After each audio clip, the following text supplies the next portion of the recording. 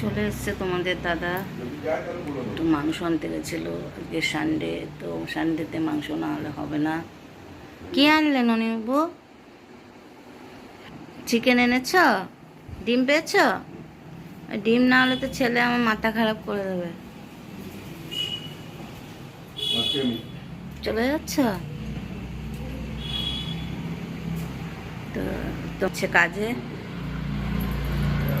আবার সেই বিকেলে কখন আসবে পরে আসছি তোমাদের সামনে। ঘুম থেকে উঠেছি অনেকক্ষণ আগে, কিন্তু তোমাদের সামনে আসিনি। শরীরটা ভীষণ খারাপ, তা শুয়েছিলাম।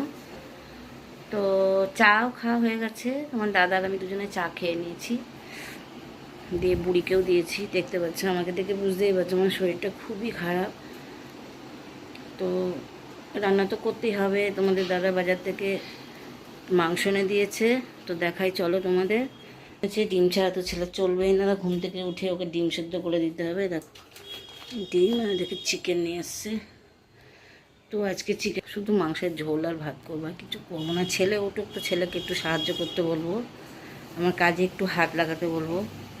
তো বন্ধুরা, তোমাদেরকে গুড মর্নিং জানানো হয়নি। তো গুড মর্নিং, তোমরা কেমন আছো? আশা করি তোমরা ভালোই আছো। তো তোমাদের ভালোবাসা আশীর্বাদে আমিও ভালো আছি, বা আমার পরিবারের সকলেই ভালো আছে। তো পরে আসছি, এখন একটু শোবো, শরীরটা খুবই খারাপ। অনেকক্ষণ বাদে আবার দেখো বিছনাটা তুলে নিচ্ছি।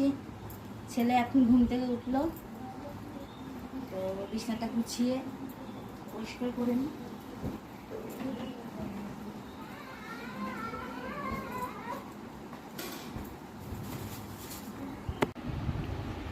তো দেখো বিছনাটা তুলে নিয়েছি, পরিষ্কার করে একদম ক্লিন করে দিয়েছি একদম।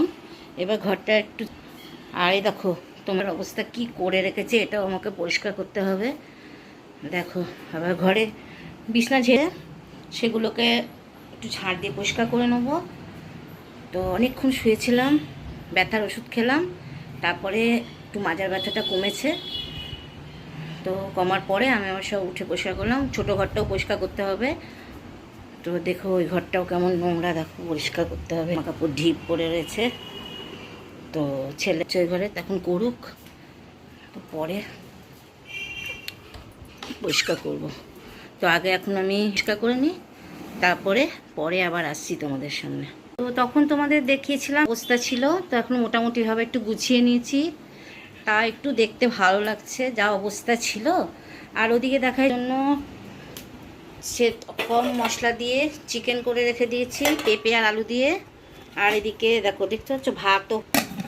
এবার দেখাই চলো তোমাদের, আমি আমাদের জন্য চিকেন করছি, আর একদিকে উচ্ছের চচ্চড়ি করছি।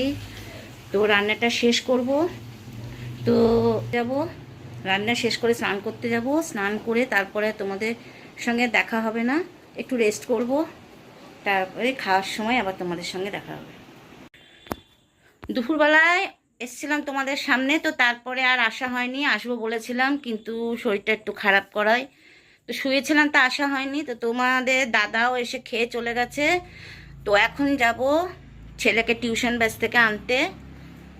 তো দাদাকে বললাম একটু নামিয়ে দিতে, তো দেবে না, চলে গিয়েছে। তা আমাকে এখন একা একাই যেতে হবে। তো আর আসছি না, ভিডিওটা আমি এখানেই শেষ করছি। তো দেখা হচ্ছে নতুন একটা ভিডিওর সঙ্গে আগামী দিন। টাটা।